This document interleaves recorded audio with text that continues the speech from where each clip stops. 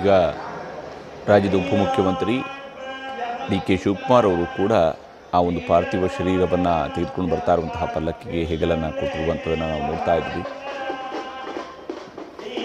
ರಾಜಕೀಯದ ಗುರು, ರಾಜಕೀಯವಾಗಿ ತನ್ನನ್ನು ಬೆಳೆಸಿದಂತಹ ದೊಡ್ಡ ನಾಯಕ ಮತ್ತು ಹಿಂದೆ KPCCಯ ಸಾರಥ್ಯವನ್ನು ವಹಿಸಿ ಕರ್ನಾಟಕದಲ್ಲಿ ಸರ್ಕಾರವನ್ನು ತರುವಂಥದ್ರಲ್ಲೂ ಕೂಡ ಮಹತ್ವದ ಪಾತ್ರವನ್ನು ನಿಭಾಯಿಸಿದಂಥವರು.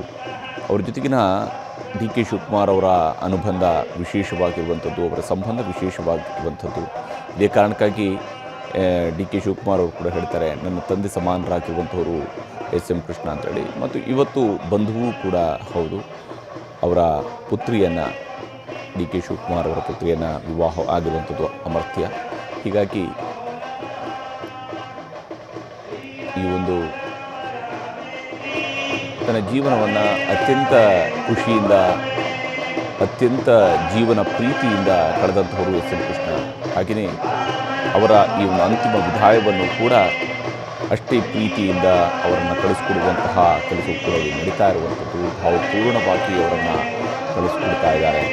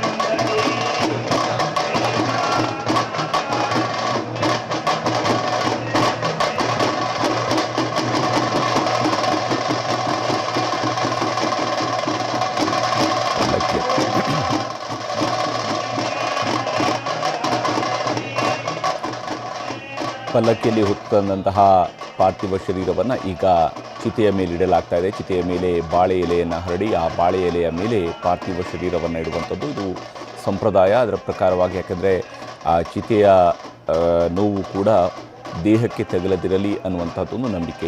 ಈ ಪ್ರಕಾರವಾಗಿಯೇ ಬಾಳೆ ಎಲೆಯ ಮೇಲೆ, ಹಸಿ ಬಾಳೆ ಎಲೆಯ ಮೇಲೆ ಪಾರ್ಥಿವ ಶರೀರವನ್ನು ಮಲಗಿಸಲಾಗುತ್ತೆ. ಇದಾದ ನಂತರ ಈಗಾಗಲೇ ಶ್ರೀಗಂಧದ ಕೊರಡುಗಳಿಂದ ಈ ಒಂದು ಚಿತೆಯನ್ನು ನಿರ್ಮಾಣ ಮಾಡಲಾಗಿದೆ. ಶ್ರೀಗಂಧದ ಕೊರಡುಗಳು ಮತ್ತು ಕಟ್ಟಿಗೆಯನ್ನು ಬಳಸಿ ಈ ಒಂದು ಚಿತೆಯನ್ನು ನಿರ್ಮಿಸಲಾಗಿದೆ. ಎಂ ಕೃಷ್ಣ ಅವರನ್ನು ಈಗ ಅವರ ಅಂತಿಮ ಪ್ರಯಾಣ, ಆ ಅಂತಿಮ ವಿದಾಯದ ಸಂದರ್ಭದಲ್ಲಿ ಶಾಸ್ತ್ರೋಕ್ತವಾಗಿ ಸಂಪ್ರದಾಯಬದ್ಧವಾಗಿ ಅವರಿಗೆ ಈಗ ಕುಟುಂಬ ವರ್ಗದವರು ಅಂತಿಮ ನಮನವನ್ನು ಸಲ್ಲಿಸುವ, ಏಕೆಂದರೆ ಕುಟುಂಬ ವರ್ಗದವರು ಕಡೆಯದಾಗಿ ಪಾರ್ಥಿವ ಶರೀರಕ್ಕೆ ನಮಿಸಿದ ನಂತರ ಚಿತೆಗೆ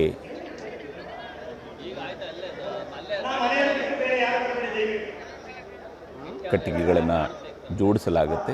ಈಗ ಪತ್ನಿ ಪ್ರೇಮ ಹಾಗೂ ಮಕ್ಕಳು ಕೂಡ ಪಾರ್ಥಿವ ಶರೀರಕ್ಕೆ ಅಂತಿಮ ನಮನವನ್ನು ಸಲ್ಲಿಸೋದಕ್ಕಾಗಿ ಬರ್ತಾ ಇರುವಂಥದ್ದು ಮತ್ತು ಕುಟುಂಬದವರು ಆ ಶರೀರದ ಮೇಲೆ ಕೊರಡನ್ನು ಇಟ್ಟ ನಂತರ ಅದಕ್ಕೆ ಅಗ್ನಿಸ್ಪರ್ಶವನ್ನು ಮಾಡಲಾಗುತ್ತೆ. ಚಿತೆಗೆ ಸುತ್ತು ಬಂದು ನಂತರ ಅಂತಿಮವಾಗಿ ಅವರನ್ನು ನೋಡೋದಕ್ಕಿರುವಂತಹ, ಅವರನ್ನು ಪೂಜಿಸುವುದಕ್ಕಿರುವಂತಹ ಆ ಪಾರ್ಥಿವ ಶರೀರದ ಮೂಲಕವಾಗಿ ಎಂ ಕೃಷ್ಣ ಅವರನ್ನು ನೆನಪಿನಲ್ಲಿ ಇಟ್ಕೊಳ್ಳೋದಕ್ಕಿರುವಂತಹ